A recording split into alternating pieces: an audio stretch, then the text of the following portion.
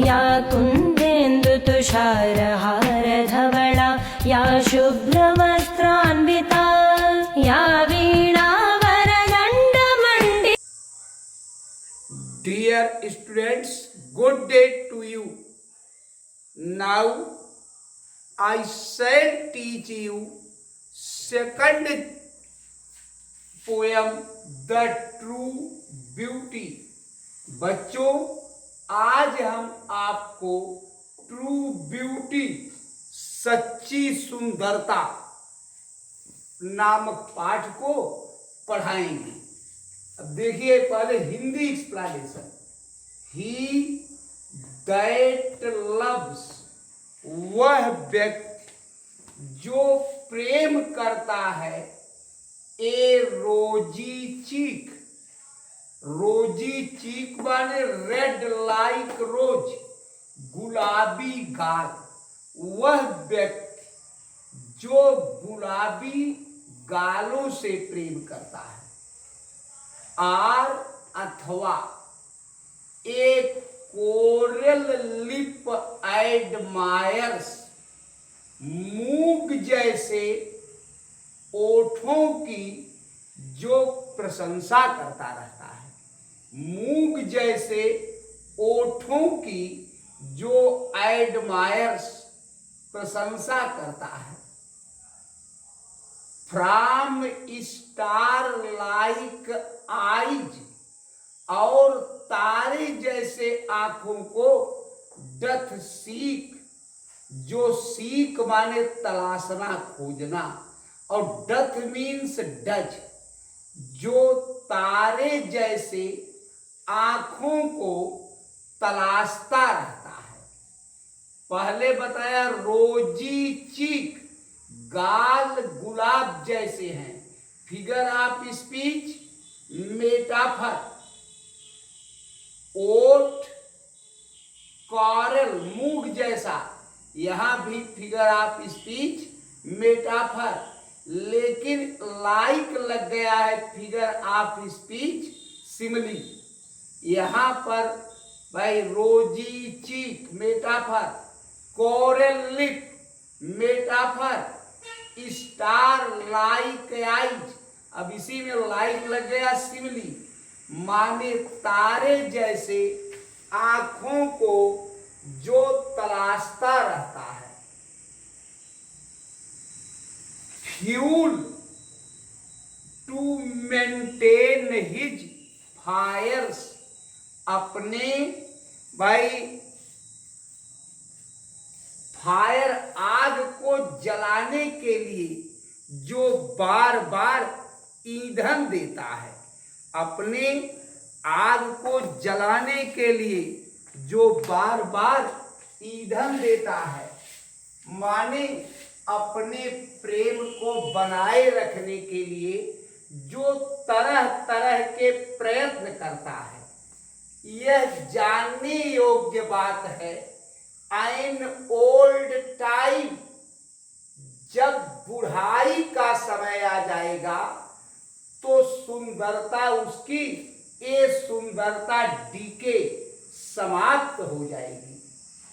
सो his flames, अतः वह ज्वाला जो है, मस्ट वेस्ट अवे, यह शारीरिक सौंदर्य निश्चित रूप से समाप्त हो जाएगा। So his flames must waste away, यह शारीरिक सौंदर्य निश्चित रूप से समाप्त हो जाएगा। इतने का आप पहले रिफरेंस लिखिएगा। This stanza has been selected from the poem the true beauty of composed by Thomas Carew, composed by Thomas Carew। अब आगे context, there are two sides of beauty in the society। समाज में दो प्रकार की सुंदरता होती है।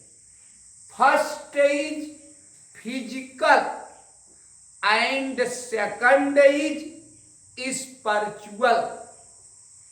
It is physical beauty which is last. यह शारीरिक सौंदर्य है जो समाप्त हो जाता है भाई. So physical beauty is lost. एक बार और सुनिएगा. There are two sides of beauty in the society. First is physical and second is spiritual. It is physical beauty which is lost, जो समाप्त हो जाती है. अब explanation. Virtue is essential in life. जीवन में गुण आवश्यक होता है. Without virtue or man is nothing but a donkey. So the person who loves a rosy cheek or praise the coral lip and finds out star-like eyes, he makes attempt to maintain his beauty. He who attempts to maintain his beauty, it is knowing thing that in the days of old, physical beauty is last forever. सदैव के लिए शारीरिक सौंदर्य समाप्त हो जाता है. On other hand,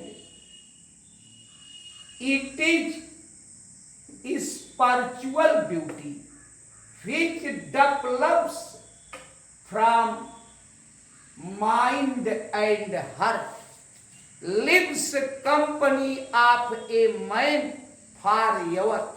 So poet gives advice to all to do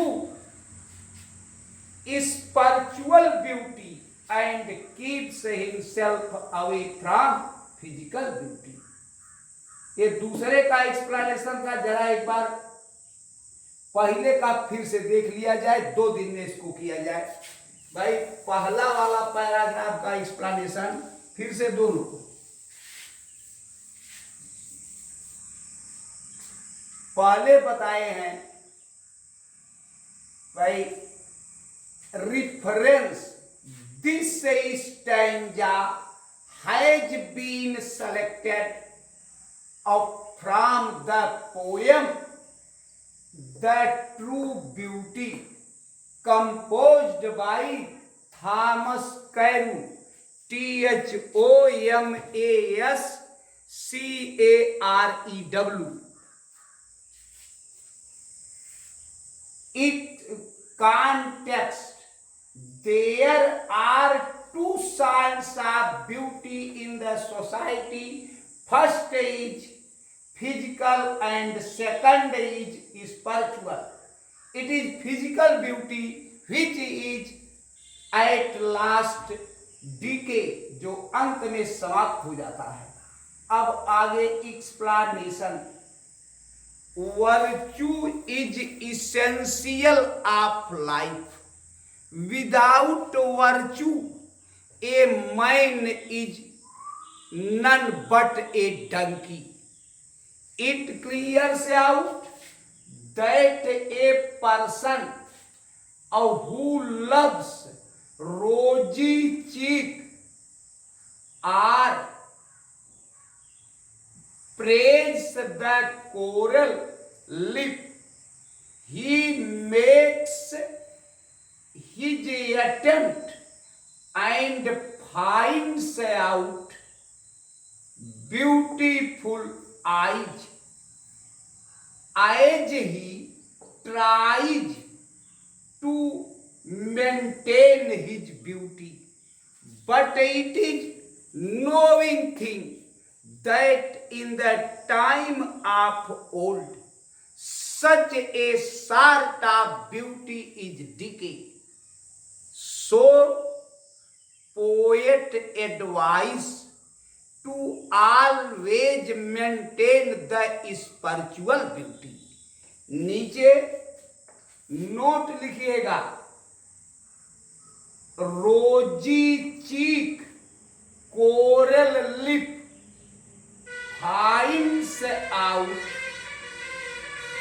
figure of speech, metaphor, but star-like eyes points out, figure of speech, simile, and rhyming scheme, A, B,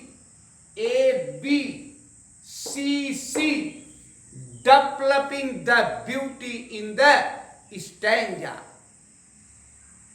अब इसी के साथ हम आपको शेष भाग कल बताएंगे। तब तक के लिए थैंक यू।